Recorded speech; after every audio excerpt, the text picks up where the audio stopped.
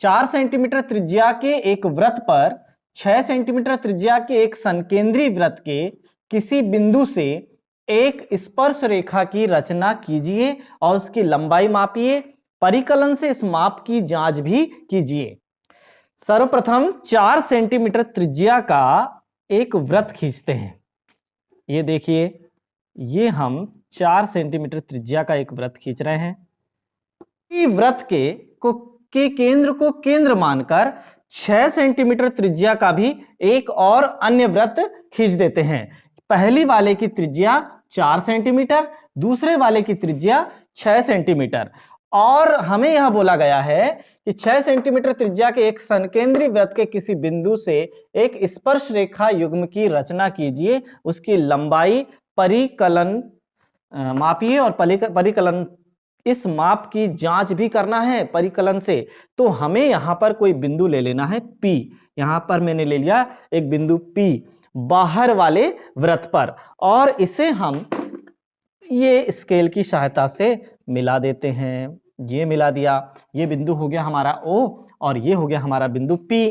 O और P का हम लंबार्धक खींचते हैं, O और P का। तो चलिए O और P का लंबार्धक हम खींच लेते हैं। तो देखिए, बिंदु P पर प्रकार की नोक रखा, आधे से ज्यादा प्रकार फैलाकर ऊपर चाप और ये नीचे चाप काट दिया। फिर बिंदु O पर प्रकार की नोक रखा और फिर ये ऊपर चाप और ये नीचे चाप काट दिया। दोनों के कटान बिंदुओं को मिलाते हुए, ये देखिए, दोनों के कटान बिंदुओं को ये मैं मिला देता हूं और ये मैं खींच देता हूं। दोनों के कटान बिंदुओं को मिलाते हुए ये रेखाखंड, ये रेखा खींच दिया और इसका नाम दे दिया मैंने AB नाम दे दिया। चलिए, अब ये जो कटान बिंदु प्राप्त हुआ, इस बिंदु का नाम M दे देते हैं। P, M और P, MP या MO के बराबर त्रिज्या लेकर एक वृत्त खींचते हैं। यह जो MO या MP के बराबर त्रिज्या लेकर जो हमने वृत्त खींचा है, यह वृत्त आंतरिक वृत्त को क्रमशः बिंदु C एवं D पर काटता है। यही बिंदु C और D स्पर्श बिंदु हैं। बिंदु C और D क्या हैं? स्पर्श बिंदु हैं। इन बिंदुओं को हम P से मिला देते हैं तो बिंदु P से स्पर्श रेखाएं कहलाएंगी। वो ये देखिए, ये पहली स्पर्श रेखा में खींच रहा हूं PC और दूसरी स्पर्श रेखा में खींच रहा हूं PD। ये देखिए, दोनों स्पर्श रेखाएं मैंने खींच लिया, PC एवं PD। हम अपने परिकलन के लिए OC को मिलाते हैं। देखिए, ये मैंने परिकलन के लिए मिलाया कि OC को मैं मिला देता हूं। OC को मिलाने से मुझे यह पता चला कि वास्तव में इस आंतरिक वृत्त का जब यह स्पर्श बिंदु है तो स्पर्श रेखा त्रिज्या पर लंब होती है। यह हमें दिखाना है। तो यह इनकी माप से परिकलित होगा कि ये वाली माप है 4 सेंटीमीटर और ये PO की माप है 6 सेंटीमीटर। तो ये 4 सेंटीमीटर और 6 सेंटीमीटर, तो यहां पर कर्ण हो गया हमारा 6 सेंटीमीटर, लंब हो गया 4 सेंटीमीटर। आधार की लंबाई हम यहां माप लेते हैं। आधार की लंबाई मापने पर हमें 4.5 सेंटीमीटर प्राप्त हुई। तो हम इसे परिकलित करके देखेंगे कि वास्तव में कर्ण का वर्ग, लंब का वर्ग और आधार के वर्ग के योग के बराबर है। तब हम कहेंगे कि स्पर्श रेखा त्रिज्या पर लंब होती है। रचना के पद लेते हैं। रचना के पद क्या है? रचना के पद सर्वप्रथम 4 सेंटीमीटर त्रिज्या का एक वृत्त खींचते हैं। सबसे पहले हमने क्या किया? 4 सेंटीमीटर त्रिज्या का एक वृत्त खींच दिया। ये देखिए, यहां से लेकर यहां तक 4 सेंटीमीटर त्रिज्या लेकर वृत्त खींच दिया। उसी केंद्र से 6 सेंटीमीटर त्रिज्या का एक और बाह्य वृत्त या वृत्त खींचते हैं। एक और हमने वृत्त खींच दिया उसी केंद्र से, संकेंद्री है ना, इसीलिए ओपी त्रिज्या का, ओपी बराबर 6 सेंटीमीटर त्रिज्या का, हम ऐसा भी लिख सकते हैं, ओपी बराबर 6 सेंटीमीटर त्रिज्या का एक और वृत्त खींचते हैं। फिर हमें बिंदु P से स्पर्श रेखा, बिंदु P से स्पर्श रेखा आंतरिक वृत्त पर खींचना है। किस पर खींचना है? आंतरिक वृत्त पर खींचना है।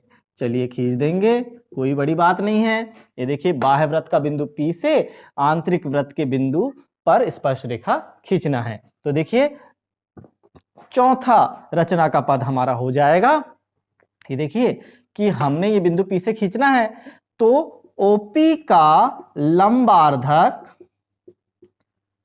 AB खींचते हैं, खींच दिया AB, जो OP को बिंदु M पर काटता है, M पर काटता है। लंबार्धक कहां काट रहा है? बिंदु M पर काटता है। तो ये देखिए M पर काट दिया।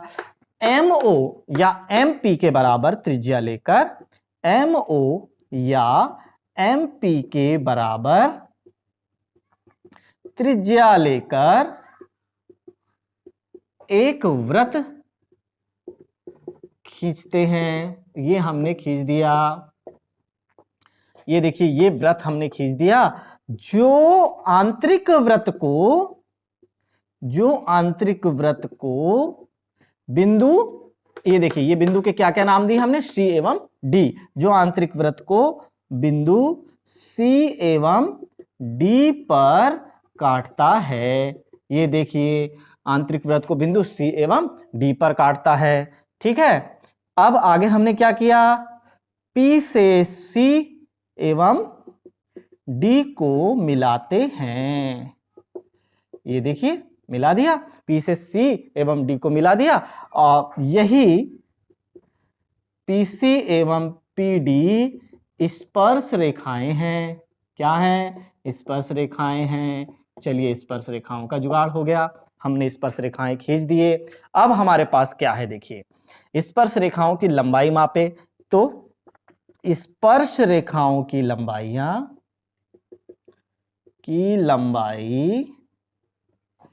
4.5 सेंटीमीटर प्राप्त हुई। ठीक है, 4.5 सेंटीमीटर प्राप्त हुई। ठीक, अब हम क्या करेंगे? परिकलित करके देखेंगे कि त्रिभुज OPC में, OPC वास्तव में समकोण है क्या नहीं हम देखते हैं। तो कर्ण का वर्ग हमें क्या प्राप्त हो रहा है? कर्ण का वर्ग 6 का वर्ग बराबर 36 प्राप्त हो रहा है। ठीक है, 6 का वर्ग हमें 36 प्राप्त हो रहा है। और इसी प्रकार हम देखते हैं कि लंब और आधार के वर्ग करके देखते हैं। लंब और आधार के वर्ग करने पर हमें क्या प्राप्त हो रहा है? 4.5 का वर्ग धन 4 का वर्ग।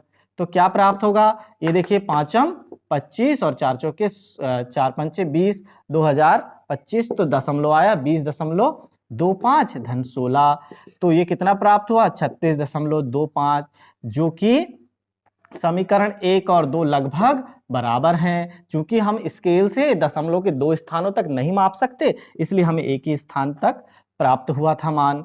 अब हम यहाँ देखते हैं कि हमें क्या प्राप्त हुआ। हमें यह प्राप्त हुआ कि कर्ण का वर्ग बराबर लंब का वर्ग धन आधार का वर्ग। अतः PAO, कोण PAO लगभग, है ना, ये लगभग 36.25 है, तो इसको हम क्या लिख देंगे? 36 लगभग है ये।